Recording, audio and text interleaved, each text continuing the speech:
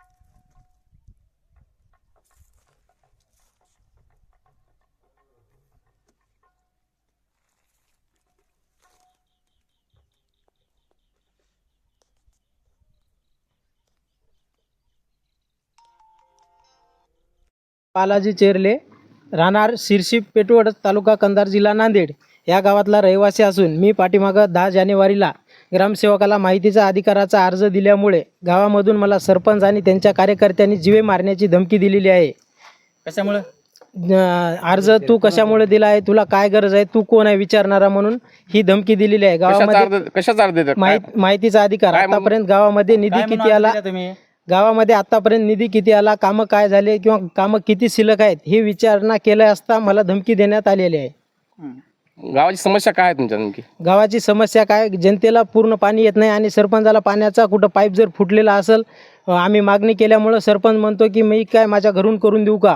किती दिवस झालं पाणी नाही गावाला तुमच्या? माझ्या घरला स्वतःच्या 8 महिने झालं पाणी येत नाही. काही व्यक्तीचं म्हणणं आहे की या ठिकाणी पाणी येतंय, काही लोकांना येतंय आणि काही लोकांना, ज्या लोकांना अडचण आहे त्या लोकांकडे कोणी विचारपूस सुद्धा करत नाहीत. तुम्ही आतापर्यंत काय कारवाई केली? कुठं कुठं काय निवेदन काय दिलं का पाण्याचे? मी निवेदन दिलेलं आहे. कारण आता जी नवीन विहीर काढलेली आहे त्या विहिरीला अर्धा तास पण मोटर चालत नाही. त्याचं पण मी निवेदन जिल्हाधिकाऱ्याला दिलेलं आहे, पाणी पुरवठावाल्याला दिलेलं आहे. तर हे दिल्यामुळं मला धमकी गावामधून जीवे मारण्याची आणि माझ्या पूर्ण परिवाराला जीवे मारण्याची धमकी देत आहेत. कोण देत? तुम्हाला धमकी कोण देत आहे? सरपंच दिला आणि त्यांचे कार्यकर्ते. नाव सांगा. नाव सांगा त्याचे, कोण कोण आहे ते. तुम्हाला धमकी येते ना?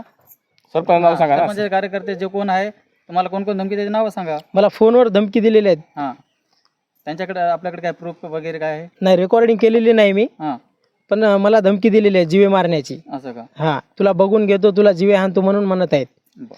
तुम्ही पत्रव्यवहार केला, पत्रव्यवहारचा काही तिकडून पाठपुरावा केला? मला पाठपुरावा काहीच आला नाही, त्यांचा उत्तर मला काहीच मिळालेलं नाही. निवेदन देऊन किती दिवस झाले तुम्ही? टोटल 1 महिना होऊन गेला. त्यांनी आणखीन काही कारवाई केली? कुठलीच कारवाई केली नाही त्यांनी. नंतर तुम्ही भेट काय दिली का त्यांना? भेट दिली होती ग्रामसेवकाला. ग्रामसेवक म्हणले देऊत माहिती देऊत म्हणले. तुमचा काय निर्णय आहे आता पुढं? आता निर्णय काय नाही, आता हेच अर्ज मी परत यांच्याकडे देणार आहे, BDO कडे देणार आहे माहितीच्या आधाराखाली, आणि पाण्यासाठी उपोषणाला बसणार आहे. जलजीवन मिशनच्या अंतर्गत गावाला किती निधी पाण्यासाठी किती निधी उपलब्ध झाला आहे आणि किती खर्च झाला आहे या संदर्भात आपण चौकशी केलेली आहे का? हे संदर्भामध्ये चौकशी केल्यामुळे यांनी कुठलीच आपल्याला माहिती दिलेली नाही आतापर्यंत. गावाला नाही, डायरेक्ट जिल्हा परिषदला जाऊन जर आपण चौकशी केली तर त्यांचा अहवाल तुम्हाला भेटला नाही, काहीच भेटला नाही.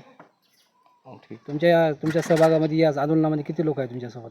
भरपूर लोक आहेत. फक्त लोकांच्या दबावामुळे काही लोक भिवून काही प्रतिक्रिया देत नाहीत. मग या गोष्टीला समोर जाण्यासाठी तुम्ही एकटेच